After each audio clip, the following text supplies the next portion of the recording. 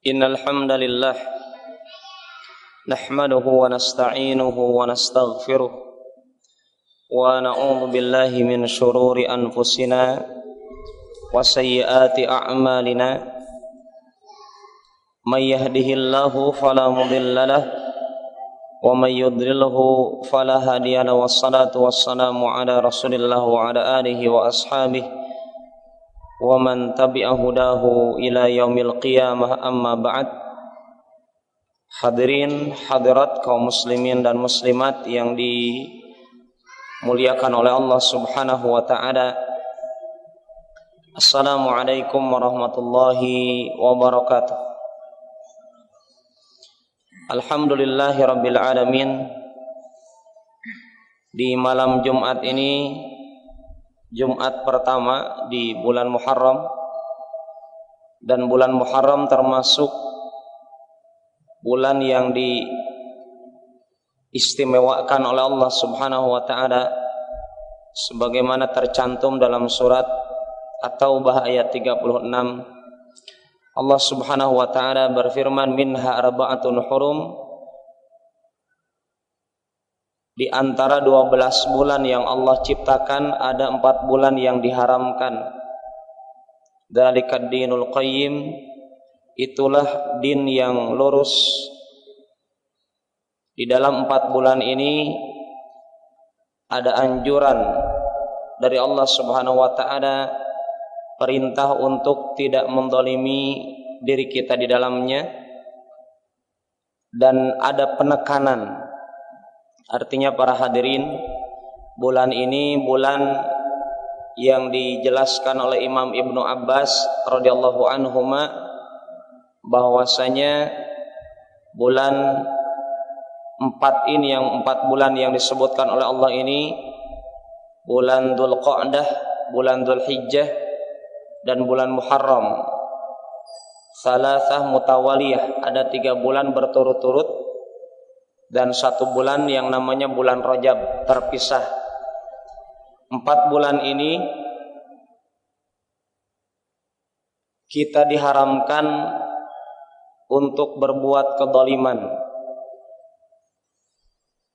Bukan berarti di bulan yang lain boleh, tetapi ketika kita berbuat kemaksiatan di bulan-bulan ini, dosa kita dilipat gandakan, sebagaimana tafsirnya para sahabat, salah satunya adalah Ibnu Abbas.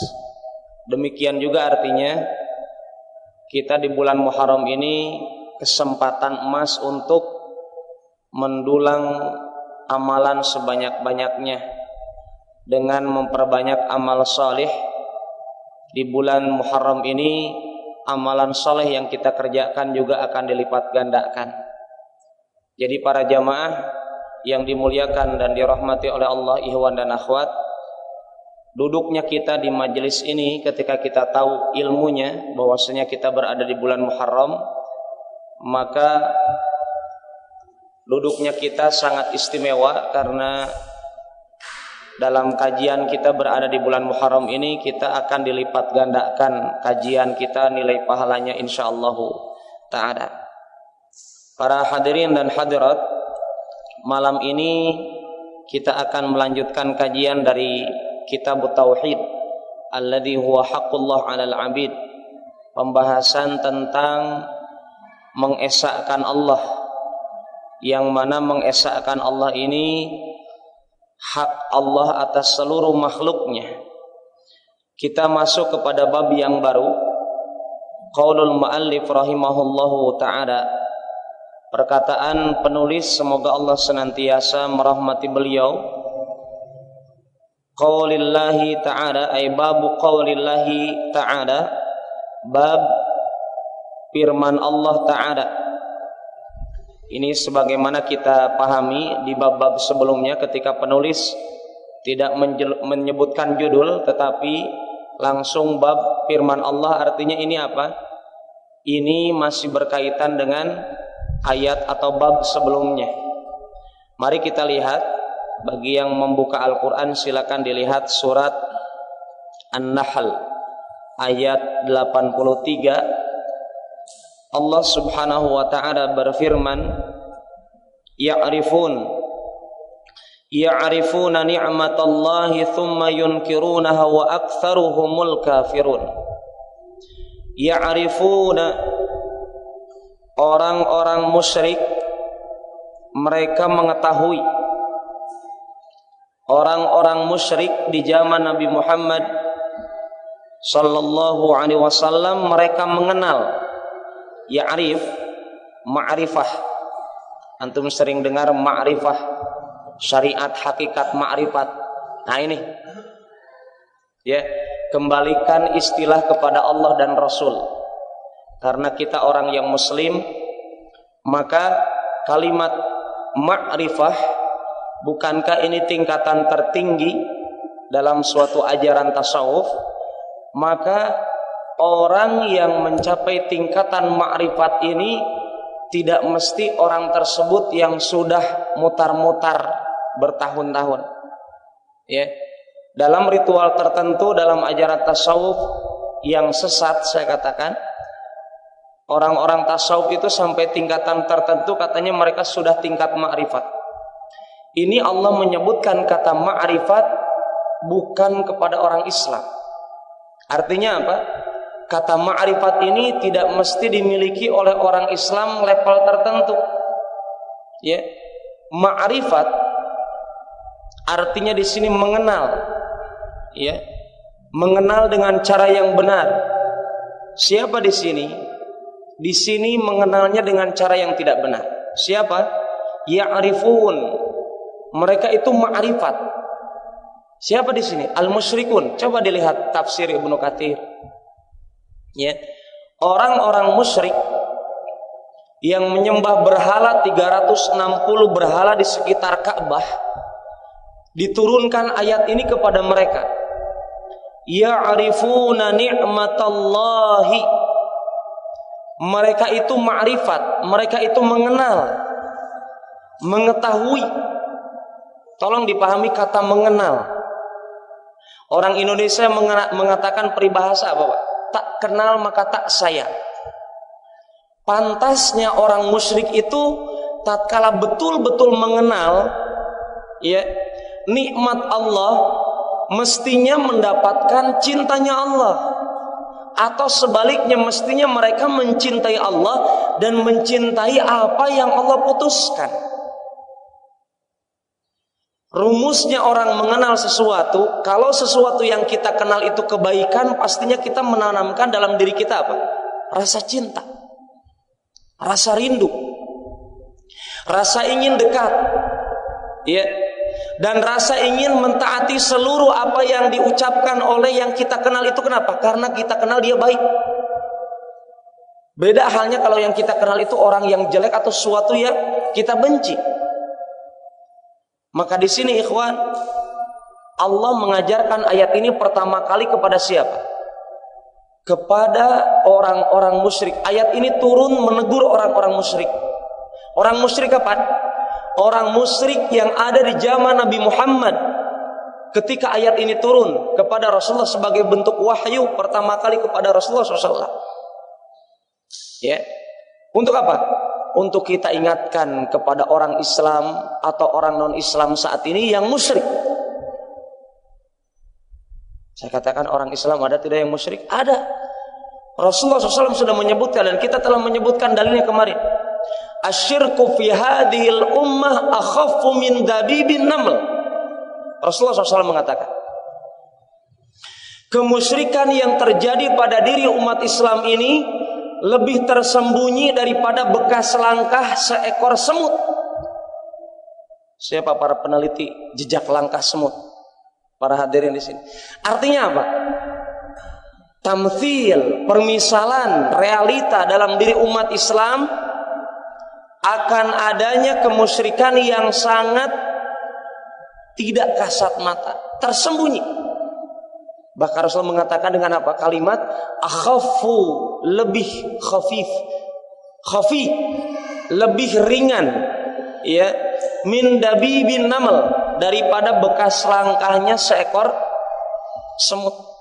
Bukan bekas langkah antum. Kalau bekas langkah antum bisa kelihatan, ya, bekas langkah seekor semut. sebesar-besar semut, Pak. Kita hidup sampai saat ini, kalau antum melihat semut, mau semut hutan atau semut kendari, paling-paling kakinya ya segitu-gitunya besarnya. Artinya apa? Jejak langkahnya itu sangat kecil. Maknanya apa? Kemusyrikan yang terjadi pada diri umat Islam itu tidak terasa tapi ada. Disadari atau tidak terasa tapi ada. Dan dari sinilah kalau kita mendengar ini sabda Rasulullah SAW, mestinya dalam diri kita mulai senantiasa ditumbuhkan rasa takut, waspada, dan mawas diri. Jangan-jangan gitu, kita sudah kecolongan. Jangan-jangan anak istri kita kecolongan. Jangan-jangan keluarga kita, tetangga dekat kita, rekan kita, partner bisnis kita sudah kecolongan dengan bentuk kemusyrikan ini. Dan ini yang akan dipaparkan oleh penulis saat ini, rahimahullahu ta'ala. Ya'rifun, mereka mengenal nikmat Allah.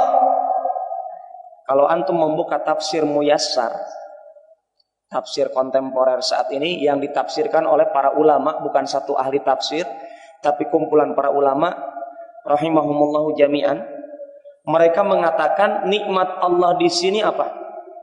Karena kata para ulama, seperti yang saya dapatkan dalam kitab Tafsir At-Tabari, Imam At-Tabari rahimahullah beliau mengatakan nikmat di sini bentuknya adalah kata tunggal, satu nikmat. Ya. Walaupun maknanya tidak mesti di sini satu nikmat. Tapi mari kita dengarkan apa yang dikatakan para ulama tafsir dalam kitab Tafsir Muyassar. Orang-orang musyrik di zaman Rasulullah SAW, mereka mengenal satu nikmat Allah ini. Dan ya ikhwan, tolong didengar, tolong diyakini apa itu. Nikmat ini datangnya dari siapa? Disandarkan kepada sebaik-baik pemberi kenikmatan. Siapa? Allah. Ya, artinya mereka mengenal satu nikmat Allah. Kata para ulama dalam tafsir Muyassar, apa itu satu nikmat ini? Rasulullah. Kalau antum mendapatkan utusan Allah datang kepada antum, tinggal bertetangga dengan antum, antum saksikan cara dia hidup, cara dia ibadah, nikmat bukan? Nikmat. Ya, bayangkan orang musyrik diberikan kenikmatan terbesar oleh Allah, seorang nabi, yang nabi ini, rasul ini adalah orang yang paling nomor wahid di dunia di akhirat. Orang nomor satu di dunia dan di akhirat. Ya, di dunia beliau nabi dan rasul nomor satu. Di akhirat juga demikian. Diutus oleh Allah sengaja, bukan unsur kesalahan, bukan nyasar. Karena Allah katakan apa? Orang beriman dalam Al-Quran berkata kepada Allah, Rabbana ma khalaqta hadza batila. Ya Rabb kami, tidaklah engkau menciptakan hal ini, menciptakan seorang nabi terakhir yang bernama Muhammad diutus kepada orang Quraisy ini. Rabbana ma khalaqta hadza batila. Bukan bentuk kebatilan, bukan bentuk kesia-siaan, tetapi bentuk kebenaran. Dan sebagai bukti adanya Allah yang maha benar. Ini coba Pak bayangkan, orang Quraisy kalau tafsirnya diarahkan ke sana sebagaimana tafsir para ahli tafsir dalam kitab Muyassar, artinya apa? Mereka pantasnya itu apa? Mestinya rombongan satu kota Makkah itu masuk Islam. Tapi namanya hidayah di tangan Allah. Maka ikhwan, walaupun antum bukan orang kafir, orang-orang Mekah, antum ini orang Kendari tapi masuk Islam, itu sudah alhamdulillah. Kenikmatan terbesar. Ya, kita menjadi umat Nabi Muhammad yang kita belum berjumpa dengan beliau, kenikmatan terbesar. Dan itu satu-satunya apa? Tiket kita. Ya, tiket yang menjadikan solahiyah, pantas kita bertemu dengan Allah dan Rasul kalau keislaman kita benar.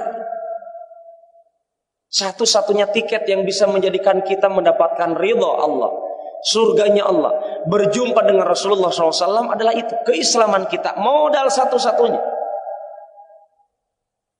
Kenapa demikian? Karena Allah telah sebutkan akan adanya hari yauma yafirul mar'u min akhih, di hari kiamat. Apa itu? Saudara kita berlari dari kita. Wa ummihi wa abih, ibu bapak kita menjauh kita. Wa sahibatihi wa banih, istri kita, anak-anak kita lari, Pak. Allah katakan dengan kata yafir, lari dengan kencang, menjauhi kita. Itu yang menjauh kita bukan musuh kita, Pak. Yang di dunia ini tidurnya seranjang dengan kita, makan satu atap dengan kita, satu meja dengan kita, keluarga kita, nasab kita, keturunan kita. Maka tiket satu-satunya yang mesti kita pertahankan adalah keimanan kita yang baik. Itu saja. Ya. Di hadapan Allah tidak ada manfaatnya. La yanfa'u malun wala banun. Tidak ada manfaatnya jumlah bilangan harta kita, jumlah bilangan keturunan kita, tidak ada manfaat. Illa man atallaha biqalbin salim, kecuali yang mendatangi Allah dengan hati yang salim. Apa itu salim? Hati yang bersih. Imam Ahmad mengatakan hati yang bersih ini adalah bersih dari kemusyrikan. Jaminannya itu, Pak. Jadi kajian kemusyrikan dan kajian tauhid itu mesti gencar. Karena musuh-musuh Islam, baik yang ada dalam diri umat Islam ataupun di luar diri umat Islam, mereka gencar untuk merusak tauhid umat. Dan itu yang terjadi di zaman dulu dan zaman sekarang dan zaman seterusnya. Permusuhan kita dengan orang-orang non-Islam itu dan dengan setan, dengan iblis, kaitannya dengan apa? Kaitannya dengan masalah tauhid kita. Maka coba baca kembali surat Al-Buruj. Ketika surat Al-Buruj ini kisahnya apa, Pak? Mengisahkan apa surat Al-Buruj? Ashabul Ukhdud, orang-orang beriman yang dilemparkan ke parit-parit yang dikobarkan di situ api menyala-nyala. Umat Islam zaman dulu, artinya kalau di Suriah saat ini umat Islam dibantai sedemikian, sebabnya satu, sama dengan zaman dulu. Wa ma naqamu minhum illa ayyuminu billahil azizil hamid. Tidaklah mereka membantai umat Islam kecuali karena sebab umat Islam mengatakan apa? Kami beriman kepada Allah. Itu alasannya orang non-Islam benci kita. Jadi kalau antum tidak dibenci oleh orang kafir, itu dipertanyakan keimanan. Betul. Ya. Kita kalau tidak dibenci oleh orang kafir, dipertanyakan keimanannya. Kenapa?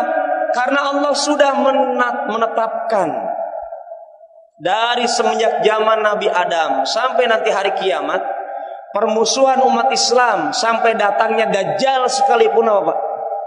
Datangnya Dajjal intinya untuk apa? Untuk menguji keimanan kita. Karena Dajjal akan datang dengan mengatakan saya bisa menurunkan hujan, dan hujan turun betul. Dajjal diberikan kesempatan oleh Allah untuk bisa menurunkan hujan.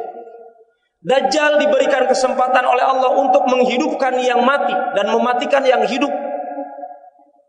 Hanya orang beriman yang mampu mengatakan kami menolak Dajjal. Dan hanya orang beriman, kata Rasulullah SAW, yang mampu membedakan mana Dajjal, mana Imam Mahdi.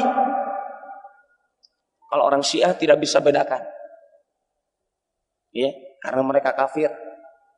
Hanya orang beriman yang bisa melihat dalam jidatnya Dajjal ada kata kafir. Hanya orang beriman yang dijamin oleh Rasulullah SAW mampu untuk melewati fitnah Dajjal. Kenapa? Karena orang beriman senantiasa sebelum salam, setelah tasyahud akhir, mengucapkan apa, Pak? Allahumma inni a'udzubika min adzabil qabr wa min adzabin nar wa min fitnatil mahya wa min fitnatil mamati wa min fitnatil masiihid dajjal. Wa min syarri fitnatil masiihid dajjal. Orang beriman senantiasa berdoa, maka dikabulkan doanya nanti di hari kiamat. Kalau dia diberikan kesempatan berjumpa dengan Dajjal, ya. Fa ikhwani fillah, para jamaah dan ikhwan dan akhwat yang dimuliakan oleh Allah Subhanahu wa taala. Orang kafir ma'rifahnya dengan Nabi itu ma'rifahnya betul-betul apa, Pak? Ma'rifah yang daqiqah, amiqah. Orang kafir, orang musyrik Quraisy mengenal Nabi Muhammad, ma'rifatnya dengan Nabi Muhammad itu betul-betul semenjak Nabi Muhammad berada di perut Ibunda Aminah, melahirkan Ibunda Aminah bernama Nabi Muhammad sallallahu alaihi wasallam. Kecilnya Nabi Muhammad dikenal, jujurnya Nabi Muhammad dikenal, tetapi kata Allah, "Tsumma yunkiruna", kemudian mereka ingkar, mengingkari adanya Nabi Muhammad setelah Allah jadikan Nabi Muhammad hidup satu negara dengan mereka. Ya. Wa aktsaruhumul kafirun, dan kebanyakan mereka kufur kepada Nabi Muhammad sallallahu alaihi wasallam. Ini menurut pendapat para ulama tafsir dalam kitab Tafsir Muyassar. Adapun Imam Al-Utsaimin rahimahullah taala, beliau katakan nikmat Allah di sini lafadznya itu mufrad, tunggal, satu nikmat. Tetapi beliau katakan ada kaidah, prinsip ulama usul fikih mengatakan annal mufrad al-mudhaf ya ummu. Ini prinsip, kaidah, bahwasanya mufrad bentuk kata tunggal kalau dia disandarkan kepada sesuatu maka dia bentuknya menjadi umum. Apa maksudnya? Nikmat Allah di sini, nikmat tatkala disandarkan kepada Allah, maka nikmat di sini bukan satu kenikmatan tapi nikmat yang banyak. Kenapa? Karena kata ini disandarkan kepada Allah. Dan kita tahu dalam ayat yang lain surat Ibrahim ayat 34 Allah katakan apa? Wa in ta'uddu ni'matallahi la tuhsuha. Kalau kalian mencoba menghitung nikmat Allah, dijamin kalian tidak sanggup menghitungnya. Wa ma min ni'matin wa ma bikum min ni'matin fa min Allah. Ya, dan apa saja yang ada pada kalian dari satu nikmat itu adalah datangnya dari Allah. Nikmat apa saja? Saya dapatkan air minum ini, nikmatnya dari Allah. Tetapi sebabnya dengan bapak-bapak ada yang memberi. Tetapi yang memberikan sebab itu siapa? Allah. Disinilah yang akan kita bahas pada kesempatan kali ini. Ya. Maka Imam Al-Utsaimin beliau katakan kenikmatan di sini tidak hanya Nabi Muhammad saja. Memang kita katakan Nabi Muhammad diutus kepada kita semuanya, ini kenikmatan terbesar. Tetapi maksud nikmat di sini adalah lebih umum dari itu. Bahwasanya seluruh nikmat yang antum rasakan, ikhwan dan akhwat, antum evaluasi, kita bertanya kepada diri kita saat ini, nikmat apa yang antum dapatkan saat ini? Air minum satu gelas masing-masing ketika kajian, ini nikmat, alhamdulillah. Ketika kajian antum paham dengan ilmu dalam Al-Quran hadis, ini nikmat bukan? Nikmat, alhamdulillah. Dan seterusnya dan seterusnya. Antum punya kaki, antum punya mata, antum punya telinga, inna sam'a wal basara wal fuada. Jelas ini kenikmatan. Pandangan, pendengaran, penglihatan dan hati kita itu adalah nikmat. Ya. Maka beliau katakan, maka pantas kalau Syekh Muhammad bin Abdul Wahhab beliau mengutip ayat ini dengan penjelasan dari seorang tabi'in, muridnya Ibn Abbas. Mujahid mengatakan, huwa qaulur rajul. Ayat ini berkenaan tentang apa? Kisah seorang lelaki. Ini perkataan bukan perkataan Imam Muhammad bin Abdul Wahhab At-Tamimi, tetapi perkataan muridnya para sahabat tabi'in, ulama tabi'in yang bernama Mujahid. Siapa Mujahid? Beliau adalah ulama ahli tafsir dari tabi'in yang pernah menjadi muridnya sahabat Ibn Abbas, sepupunya Rasulullah SAW. Ya, Mujahid ini kelebihannya apa? Beliau itu berguru kepada Ibn Abbas, kemudian berguru ilmu Al-Quran 30 juz dari ayat pertama surat Al-Fatihah sampai akhir surat An-Nas.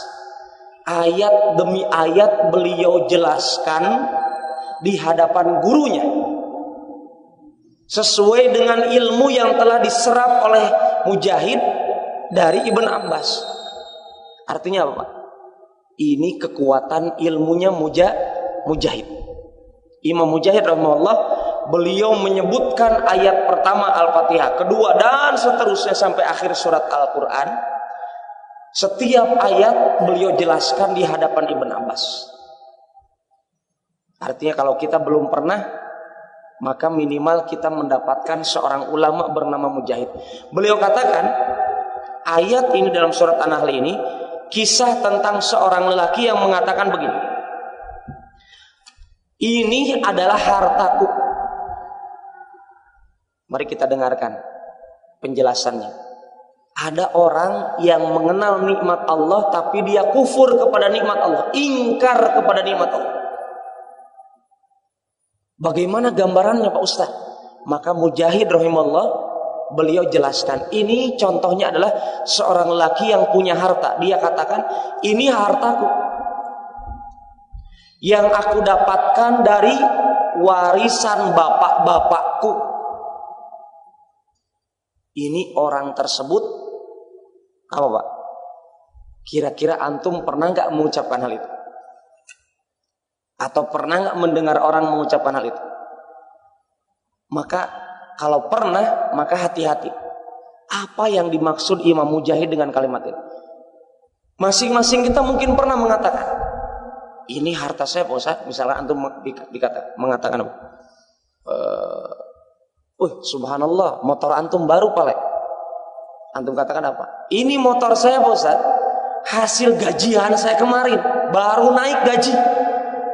Kalimatnya sama tidak dengan ini? Sama. Maka hati-hati. Ya. Ingat, ada orang mengatakan kajian saya kajian sesat. Ini perkataan Imam Mujahid, seorang tabi'in yang belum pernah bertemu dengan Imam Muhammad bin Abdul Wahab, belum bertemu dengan Syekh Utsaimin, apalagi dengan saya, apalagi dengan kita semuanya. Beliau katakan, kisah orang tersebut orang yang kufur kepada Allah. Artinya kalau antum dengar kajian sampai di sini kemudian keluar, itu antum salah paham nanti. Maka tolong dengarkan. Maksud Imam Mujahid ini bukan hanya sekedar seorang lelaki yang mengatakan, Ustaz, saya punya harta 1 miliar. Ini harta saya dapatkan dari bapak saya yang sudah meninggal menjadi bentuk warisan. Ini contoh ucapan kufur kata Imam Mujahid kalau. Nah, ini kalau ini yang antum pahami. Tolong diingat. Kalau bagaimana? Kalau orang tersebut mengatakan hartanya ini ya disandarkan kepada sebab, tetapi melupakan yang memberi sebab, yaitu Allah, maka orang tersebut kufur nikmat. Mafhum? Tolong dipahami. Dan ini kata Imam Abu Hanifah, pelajaran antum malam ini fiqhul akbar, fikih terbesar.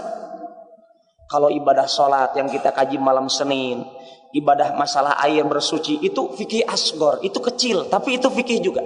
Mesti antum pahami, fikih adalah paham. Fikih yang kita kaji malam ini adalah fikih akbar, karena berkaitan dengan istilah syirik, berkaitan dengan istilah munafik, berkaitan dengan istilah kafir, berkaitan dengan istilah fasik, berkaitan dengan istilah-istilah yang berat. Dan orang membahas kalimat ini sangat berat, tetapi mesti dibahas. Begitu. Maka tolong ikhwan dan akhwat para jamaah mendengar kajian ini jangan setengah-setengah. Maka pantas di An-Nur ini lampunya tidak remang-remang, mesti terang, karena kajian ini untuk menerangi kajian. Ya. Agar pemahaman antum tidak remang-remang. Kayaknya begini Pak Ustaz. Jangan pakai kayaknya. Mesti ilmu pasti kayak ilmu matematik. Bismillah. Bisa antum memahami, Wan? Perkataan Imam Mujahid itu adalah kasusnya seorang lelaki punya harta dari warisan. Dia katakan, ini harta saya dapatkan dari bapak saya. Dia lupa dengan Allah yang memberikan rizki. Dia sandarkan hartanya kepada bapaknya atau nenek moyangnya. Maka inilah cara yang halus, sebagaimana yang dikatakan oleh Rasulullah, asyirku fi hadhil ummah akhafu min dabibin namal. Kemusyrikan dalam diri umat Islam lebih halus, lebih tersembunyi daripada bekas langkah kaki semut. Dan ini realita. Berapa banyak umat Islam saat ini mengatakan hal tersebut, baik harta waris, baik gajian. Coba antum kalau orang gajian sering ingat Allah atau ingat direkturnya? Kalau orang tersebut lebih dominan ya mengingat Allah, tatkala mendapatkan gajian dia katakan alhamdulillah gaji saya saat ini dapat, walaupun mungkin telat. Mungkin tanggal 7, biasanya tanggal 5, misalkan jadi tanggal 8 dan seterusnya. Atau tidak mesti level para gajian. Orang-orang yang jadi bos bagi dirinya. Apa itu? Ya bos dirinya. Dia bukan karyawan orang, dia direktur untuk dirinya, karyawan juga untuk dirinya. Tatkala dia kerja, keringat dingin, kemudian dapat rezeki, dia katakan apa? Yang diingat bukan, oh ini hasil gelar saya ini. Nah ini kalimat-kalimat kufur ya. Ini hasil gelar saya karena gelar saya itu panjang, MSN, begitu, profesor depan belakang ada gelarnya. Kalimat namanya cuma satu kata, gelarnya panjang. Kemudian tatkala dia dapat rizki dari Allah, yang dia ingat adalah ininya, bukan itunya. Bukan penyebab dia bisa cerdas, tetapi yang dia ingat adalah ininya saja. Ini yang dimaksud Imam Mujahid. Adapun kalau kita mengatakan hanya sekedar mengabarkan saja, Pak Ustaz saya dapat minuman ini, ada teman saya yang memberikan, itu boleh. Dengan keyakinan antum meyakini bahwasanya rezeki tersebut datangnya dari Allah, itu boleh. Dan tolong ikhwan, ketika antum menyebutkan, kita menyebutkan nikmat, apa saja itu ingat Allah, itu yang dituntut oleh Allah dari kita. Itu mau besar mau kecil, tatkala kita mendapatkan nikmat, ya ingat Allah. Kenapa? Karena Allah katakan wa in ta'uddu la in syakartum la azidannakum. Kalau kalian bersyukur akan aku tambahkan nikmat. Berapa banyak orang mungkin minumnya yang ingin diharapkan apa? Minuman yang keren, bukan minuman ini misalkan. Tapi dia mensyukuri nikmatnya. Dengan minuman ini dikatakan alhamdulillah, kemudian baca bismillah, bernilai kebaikan yang banyak. Berkahnya dengan mengucapkan bismillah. Apa itu berkah? Al khairul katsir. Kebaikan yang banyak gara-gara bismillah. Mungkin makannya kita malam ini hanya ikan asin dengan garam dengan nasi. Tapi dia baca bismillah, boleh jadi lebih nikmat daripada orang yang makan-makan di restoran atau di hotel saat ini. Kenapa? Mungkin dia makannya ikan asin tapi hangat-hangat. Musim hujan Allah takdirkan, ikan asinnya mungkin tidak seberapa. Oh subhanallah, pakai apa? Garam campur sambal. Wah, lahapnya bukan main. Kenapa? Mungkin karena sebab apa? Bismillah yang dia ucapkan. Menerima, hatinya belak-belakan di hadapan Allah, menerima, ya Allah ini nikmat datang dari Engkau detik ini, saat ini saya terima, tidak protes. Maka orang tersebut enjoy. Daripada antum protes, coba makanannya jadi tambah nggak enak, juga yang enak belum tentu datang juga. Ya, iya kan? Betul itu. Berakhir dengan kalimat apa? Mendapatkan murkanya Allah. Lebih bagus orang yang miskin tapi bersyukur, lebih bagus juga orang kaya tapi pandai bersyukur. Jangan sudah miskin kufur lagi. Itu berbahaya. Ya, sudah melarat masuk neraka, naudzubillah. Ya. Lebih bagus apa? Mau kaya mau miskin, ingat dalam Al-Qur'an. Apa itu? Nahnu qasamna ma'isyatahum fil hayati dunya wa fil akhirah. Kami, kata Allah, menjamin bagian masing-masing kalian rizkinya di dunia dan di akhirat itu sudah dibagi oleh Allah dengan seadil-adilnya. Jadi tolong diingat. Allah sebutkan dalam Al-Quran, nahnu qasamna ma'isyatahum fil hayati dunya wa fil akhirah. Kami sudah membagi rizki mereka di dunia dan di akhirat, maka tidak ada rumus, tidak ada prinsip, tidak ada kamusnya dalam diri orang beriman untuk kufur kepada nikmat Allah. Tidak ada rumusnya. Kenapa? Karena sudah dibagi. Antum setiap selesai doa, selesai sholat, apa yang antum katakan dikir? Allahumma la mani alima a'tai wala mu'tiya lima mana'ta wala yanfa'u dzal jaddi minkal jadd. Ini nih, zikir ini suka antum baca tidak? Ayo. Iwan dan Ahmad yang kajian di sini. Antum selesai sholat ini, yang sering saya dapatkan ada jamaah selesai sholat malah kabur. Ya. Justru selesai sholat itu apa? Berzikir. Ini nih, amalan sunnah yang dilupakan. Antum itu lagi mau diberikan hadiah door prize setelah sholat, antum malah kabur. Enggak. Seakan-akan antum mengatakan kepada Allah, enggak ya Allah, saya tidak butuh. Itu orang-orang yang begitu, yang tidak mengerti ilmu Islam. Apa yang mesti dikerjakan selesai sholat, sudah imam salam balik kepada makmum, dia malah kabur. Ya. Padahal dalam zikir apa kalimat itu? Allahumma la mani alima a'tai. Ya Allah, la mani alima a'tai. Tidak ada yang mampu mencegah kalau engkau akan memberikan. Wala mu'tiya lima mana'ta. Dan tidak ada yang sanggup memberikan kalau engkau mencegahnya. Wala mu'tiya wala yanfa'u dzal jaddi minkal jadd.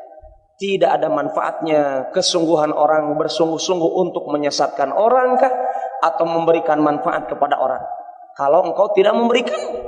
Tidak ada gunanya orang bersungguh-sungguh. Misalkan ada orang bersungguh-sungguh untuk mencelakakan antum, sudah dengan segala cara siang dan malam. Apa kata Rasulullah dalam hadis yang lain? Wa'lam, ketahuilah, annal ummata law ijtama'u an yadurruka lan yadurruka illa ma qad katabahu Allahu lak. Ketahuilah, seandainya seluruh makhluk baik kalangan jin dan manusia berkoalisi untuk mencelakakan antum tidak akan celaka kecuali dengan perkara-perkara yang telah ditetapkan oleh Allah Subhanahu wa taala. Intinya apa? Tenang saja, Pak. Orang mau buat celaka antum, kalau Allah tidak menakdirkan tidak akan celaka. Intinya apa? Intinya kita senantiasa meminta dan pasrah kepada Allah. Allah bukan pasrah kepada motor yang baru di servis di sentral apa hal gitu, di bengkel apa. Nah, ini yang mesti antum ingat, ikhwan. Sandarkan diri kita kepada yang memberikan sebab, bukan kepada sebabnya. Hal ini dikuatkan oleh perkataan seorang ulama yang bernama Aun ibn Abdillah. Sekarang Isya kurang jam 7 ya. Orang yang kufur nikmat contohnya apa? Contohnya begini, kata beliau. Ya. Laula fulan lam yakun kada. Seandainya bukan karena si itu, maka tidak akan begitu. Nah, ini sering diucapkan tidak? Kalau bukan karena bapak, saya nggak akan lulus PNS. Hati-hati nih. Kalau bukan karena bapak, kalau bukan karena contoh konkretnya apa, Pak? Nanti akan ada di sini di belakang. Masih berkaitan dengan itu. Kalau bukan karena anjing menggonggong itu, maling itu, sudah ngabisin harta saya itu di rumah. Lalu Allah di mana? Antum lebih ingat anjing, maaf, daripada Allah? Antum lebih ingat direktur daripada Allah? Antum lebih nasullah fanasiyahum. Mereka lupa kepada Allah, Allah akan melupakan mereka. Ini jaminan dari Allah. Berapa banyak orang yang mendapatkan kenikmatan melimpah, tapi dengan kenikmatannya tidak bisa merasakan manisnya kebahagiaan. Kenapa? Karena sebab dia melupakan Allah. Berapa banyak orang berkali-kali sholat, tetapi dalam sholatnya tidak ada kenikmatan. Berapa banyak orang bersedekah, tapi dalam sedekahnya tidak ada kenikmatan. Kenapa? Boleh jadi tatkala dia bersedekah niatnya salah. Boleh jadi tatkala sholat niatnya salah. Ada orang sholat ingin jabatannya naik, niatnya salah, Pak. Kenapa niatnya salah? Saya katakan karena Allah tidak menyebutkan dalam Al-Quran sholat itu untuk meraih jabatan. Allah katakan apa? Wa aqimis sholata lidzikri. Tegakkan sholat untuk mengingat Allah, bukan untuk mengingat jabatan. Tolong diingat. Ya, di sini perkataan ini, kalau bukan karena si ini, maka saya tidak akan begini. Lalu Allah di mana? Tolong diingat, jujur ya ikhwan. Perkataan kita berapa banyak mengingkari Allah. Maka kalimat ini ikhwan bisa jadi benar, bisa jadi salah. Tiga keadaan. Orang mengambil sebab. Antum haus, kemudian antum mengambil sebab mencari air, kemudian antum minum. Bismillah. Alhamdulillah. Dalam orang mencari sebab, Pak, kita mencari sebab. Bapak, Pak Ustadz, keluarga saya miskin, ingin jadi kaya, cari sebab. 3 perkara. Yang 2 perkara ini ya bisa jadi, bukan bisa jadi lagi kita katakan, 2 perkara ini terlarang, 1 perkara yang dibolehkan dalam mencari sebab. Perkara yang pertama, orang dalam mencari sebab, sebabnya itu tersembunyi, tidak terlihat. Ya, contoh apa, Pak? Ini kuburan, mau kuburan Habib. Ada anekdot orang Tasik mengatakan ada santri pesantren, mereka itu iseng-iseng dikubur kuda, kuburan kuda, tapi disebarkan kepada halayak ramai. Dan ini terjadi di Saudi Arabia, dikisahkan oleh Syekh Al-Arifi. Kisahnya mirip-mirip dengan ini. Ada orang Tasik, kalau orang Saudi itu membuat kuburan, tapi kuburan itu kosong. Kalau orang Tasik kuburannya kuda. Disebarkan kepada masyarakat, itu kuburan kiai, kuburan wali. Coba masyarakat kita akan dapatkan apa? Setan dalam dirinya akan ya begitu, Pak. Ya. Disulut api kemusyrikan dengan sebab itu. Padahal orang tersebut tidak bertanya benar tidak, tidak. Langsung didatangi rombongan cari berkah depan kuburan. Padahal kalau dibuka itu bongkahan kuburannya bangkai apa? Bangkai kuda. Kalau di Saudi bangkainya tidak ada, karena itu kuburan bohong-bohongan saja dikasih batu nisan. Dan batu nisannya itu ada dalam tikungan. Nah, ini setan begitu, Pak. Ada pohon besar, orang meyakininya apa? Oh, itu pohon yang dikultuskan, yang dikeramatkan, gak boleh ditebang, kan? Walaupun tengah jalan, iya walaupun tengah jalan. Akhirnya jalan aspal itu jalannya lurus, tatkala ada pohon besar, akhirnya jalannya dibelok. Gara-gara pohon, orang menjadi kufur. Nah, ini sebab tersembunyi seperti ini adalah musyrik dan tidak boleh. Orang menggantungkan rizkinya kepada sebab yang tersembunyi tersebut, yang mana tidak ada pengaruhnya. Ikhwan, antum teriak kepada apa yang ada di dalam kubur, kira-kira yang di dalam kubur bisa memberi manfaat tidak? Tidak. Kenapa? Rasulullah SAW bersabda, "Idza mata ibnu Adam in qata' amaluhu." Anak Adam kalau meninggal, amalannya terputus, sudah tidak bisa memberi manfaat. Kecuali dari 3 perkara.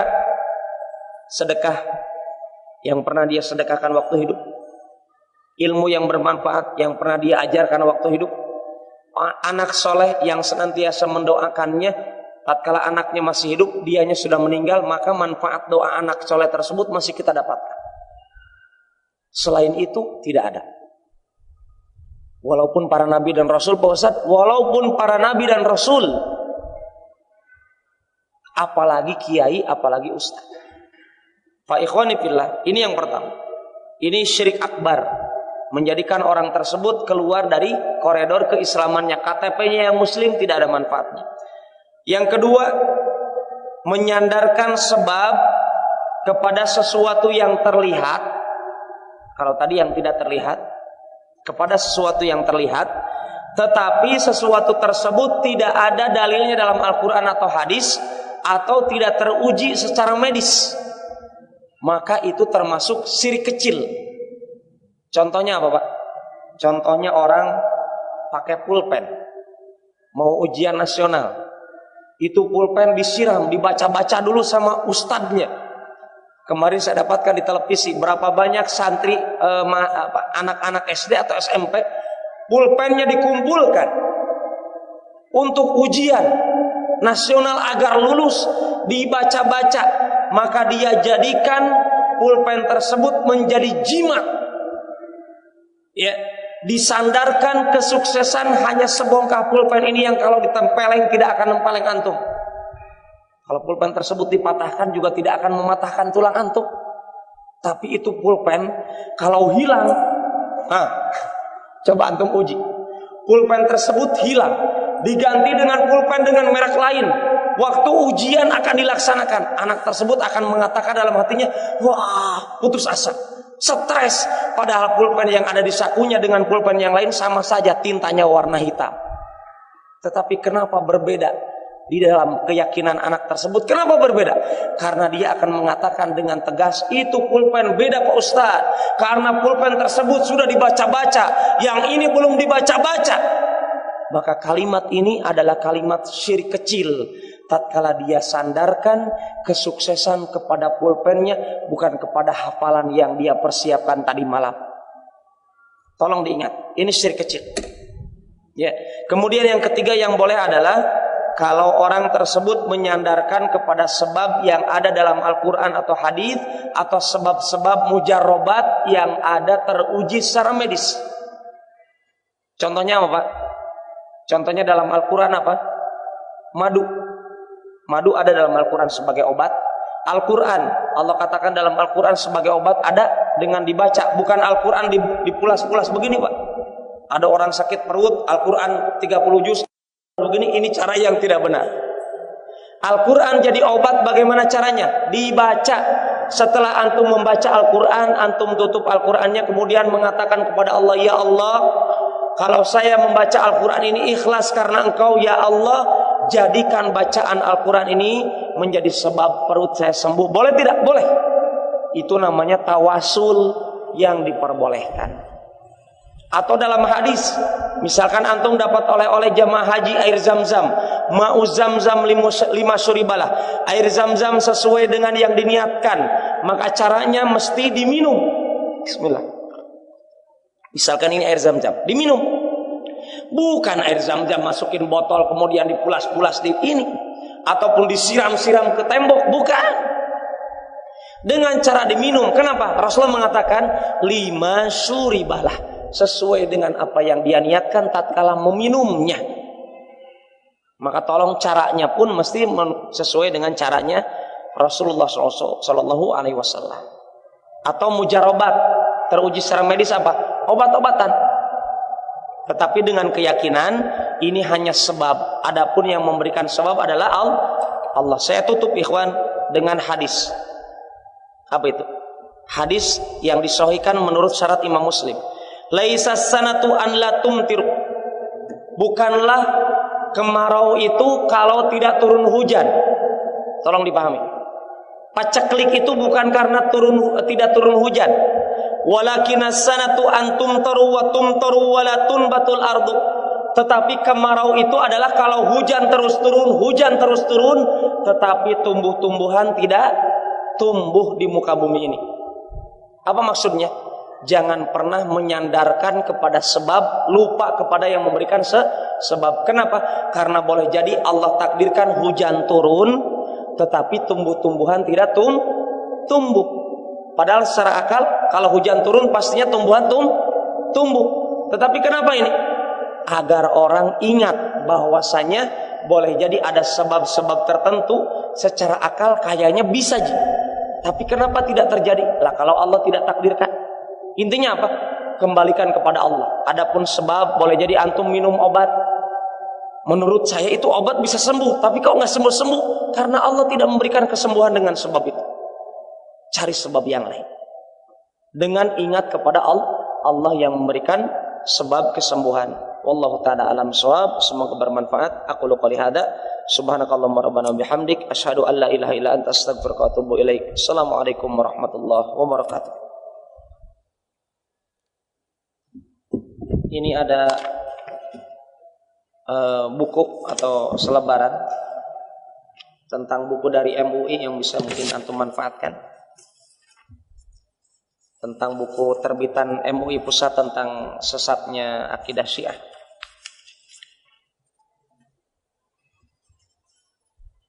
Nah, adapun ini mungkin perbedaan ya, sudah masuk Isya. Perbedaan akidah Ahlussunnah